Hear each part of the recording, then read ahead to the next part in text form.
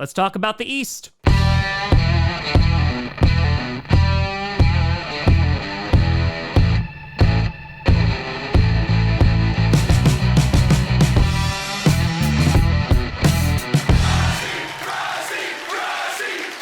Grossi Posse Packer Nation. Welcome to the episode of Packers, the podcast where you don't have to be a Packers fan, but it sure does help. I'm your host, Tom. Are we finally going to have a back-to-back winner of the NFC East? Probably not. Grossi, and today we are going to be predicting the entire division that is the NFC East, which is a complicated one, to say the least. And in case you are not aware of how I do predictions, you can go and check out the video I put out yesterday on the NFC North. Basically, I go through each team, talk about their offseason, what they did, and then predict their ceiling and their floor. So basically, how bad things could get and how well things could go for them this season. Last year, these were my predictions. I had the Eagles finishing first at 13-4 with their ceiling and 11-6 as their floor. They finished with 11-6. However, they finished in second place. The Cowboys I had finishing second with a ceiling of 12-5 and a floor of 8-9. They finished with a 12-5 record. Third place, I got this one right. They got the Giants. I had them finishing either 10-7 or 7-10 with their floor. They finished 6-11. And finally, I had the Commanders with a ceiling of 8-9 and a floor of 4-13, and they finished with a 4-13 record. So, not too bad with the NFC East. Also did pretty good with the NFC North. I want to get this out of the way because the NFC South went so poorly. I predicted the Panthers to finish second, so yeah. That's how that went. Anyway, let's talk about the East. Starting off, you got the Philadelphia Eagles. The Eagles, well, they had themselves a season last year. Coordinator issues abound, and the just end of the season, the collapse, it looked horrible. And their play wasn't amazing. Something was just off with their defense, and of course their offense, it couldn't get going, nothing like they were for their Super Bowl run. And of course they ended their season against the Buccaneers, and it was just ugly. Ugly game. They're going to be opening their season in Brazil against none other than the Green Bay mother-loving Packers, which I'm sure the Cowboys are reacting normally to. Avenge me.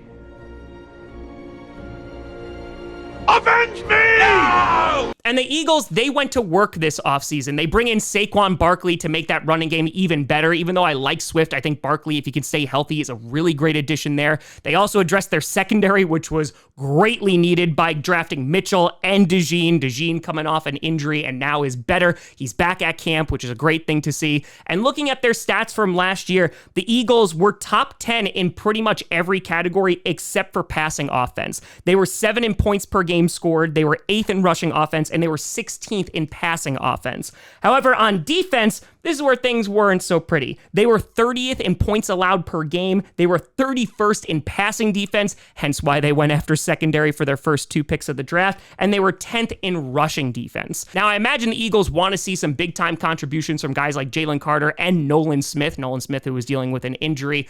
I imagine they are going to want to see that defense improve, and on top of that, not only the investment, but switching up coordinators and not having Matt Patricia is also going to help. However, for the Eagles, they don't have the easiest of schedules. They are going to have some stiff competition. They're going to be facing teams like the Packers. Of course, they're going to have the Cowboys twice, which I imagine they're going to split with. The Browns are going to be a tough game. The Bengals are going to be up there as well. They also have teams like the Ravens, and even the Steelers with that potent defense could give that offense problems. However, I think the Eagles are going to be pretty darn good this year. Nick Sirianni, maybe that seat is a little bit warm, but switching out the coordinators, I think, was the best move they could have possibly done. They addressed their secondary. They bring in a running back like Saquon Barkley. And so because of that, I have their floor at 9-8. That's if everything went wrong. And I have their ceiling all the way up at 13-4. I just think that with a really strong running game that their fan base doesn't have to bully them into, and a better defense just with the guys that they've drafted, that passing defense should be better. I think they'll be more of a competitive team.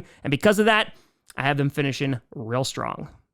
Phrasing. Then you got the Dallas Cowboys. Let's talk about the Dallas Cowboys. Hey, good news, not the whole CeeDee Lamb thing or the Dak Prescott thing, but Dak got to reunite with his friend Zeke. Hello, my friend, we'll meet again. Oh, best center in the game. But the Cowboys, they had an amazing record last year, 12-5, even though they should have had an additional loss. Looking at you, Lions. Yeah, I got you. Not during the season, though. You are my enemy. But, of course, they blew it. They were the 2nd seed. The Packers came in as the 7th seed. First time a 7th seed has ever won a playoff game, by the way. They came in and knocked the Cowboys senseless. And it kind of sent them into a little bit of a tailspin. And the reason why the Cowboys had such a great regular season record is because their offense and defense was really damn good. They were 1st in points per game scored. They were 14th in rushing offense. They were 3rd in passing offense. Over on the defensive side, they were 5th in points allowed per game, 16th in rushing defense, and 5th in passing defense. They're going to want some contributions from guys they drafted like Mozzie Smith the other year. They go and get Guyton to make that offensive line better. They also got Nealand as well to try and increase that pressure on the quarterback. And I like some of the moves that they made, but it still feels a little underwhelming. The Cowboys, I think, are not going to be as good as they were last year. Yes, they have contract disputes with their quarterback and also their main wide receiver right now, but I just think with a little bit of a harder schedule and their team not really getting significantly better, they didn't really go all in. I don't know how much better they're going to be, but I also am not really one of those doomers that think they're going to be really, really bad. It's possible, but I don't think so. Besides the games of the Eagles, they do have some tough games like against the Browns, the Ravens, the Lions, the Texans, the Bengals, and I think they could give them some problems. So because of that, I have their floor at 9-8 as well. However, I have their ceiling 1 game less than the Eagles at 11-6. There's just a few games on here that I'm not super confident in the Cowboys to win. We also still don't know what's going to happen with CeeDee Lamb.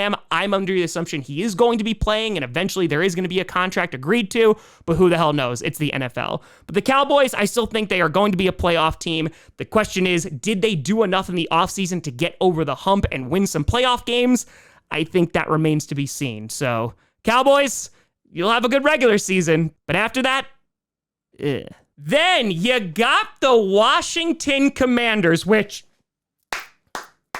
there is hope again in DC, because Washington has drafted a mobile Heisman-winning quarterback at number 2. Wait, this sounds familiar. No question about it. I am ready to get hurt again.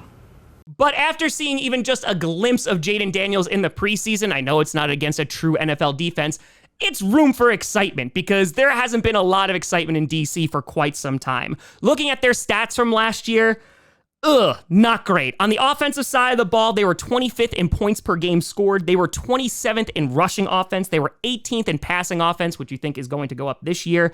And over on the defense, it was so much worse. In points allowed per game, they were last in the league at 32. Rushing defense, 27th. And then passing defense, also 32nd. So there's definitely some cause for concern there. Of course, they traded away Montez Sweat and Chase Young, got some value for that. And if we're being honest, I still have some worries about the offensive line. Not really the interior offensive line, but more the left tackle situation.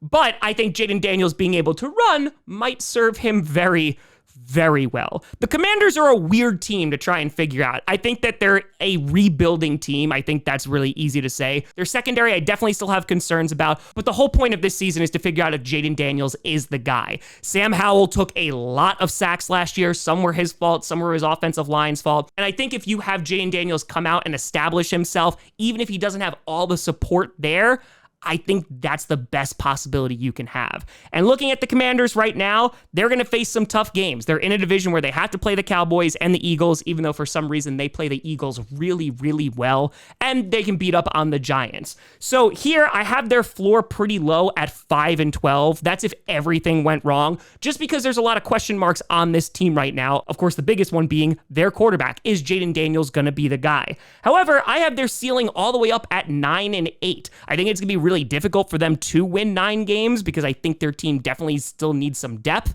But I think that if Jaden Daniels is good, he can mask a lot of those offensive woes. And because of that, I'm a little bit more optimistic about the Commanders than I am going to be about the Giants.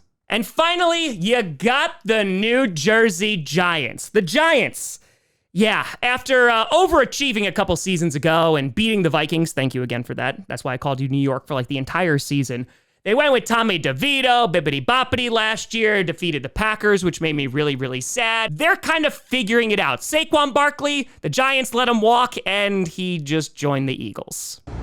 What have I done? So So that stung a lot. And so looking at this team on paper, they go and get Malik Neighbors to provide a real wide receiver one threat. They have Wan'Dale Robinson and Hyatt, who I think are exciting players. However, it's going to come down to Daniel Jones. Is he the guy? I don't think there's a lot of optimism there. There's also the question about their run game. What is that going to look like after Saquon is left? Because last year, their offense wasn't very good. They were 30th in points per game scored. They were 16th in rushing offense, which might go down this year, and they were 31st in passing offense. Over on the defensive side, they were 26th in points allowed per game. They ranked 29th in rushing defense, and they were 19th in passing defense. And they lost Xavier McKinney, who was their best safety. So the Giants, it might be a rough year for them. I don't really believe in that offensive line. I don't fully believe in Daniel Jones. And while they do have Neighbors, I don't know if it's going to be enough to make that offense run. And being in this division where it's pretty top heavy with the Eagles and also the Cowboys, and if the Commanders wound up striking gold with Jaden Daniels,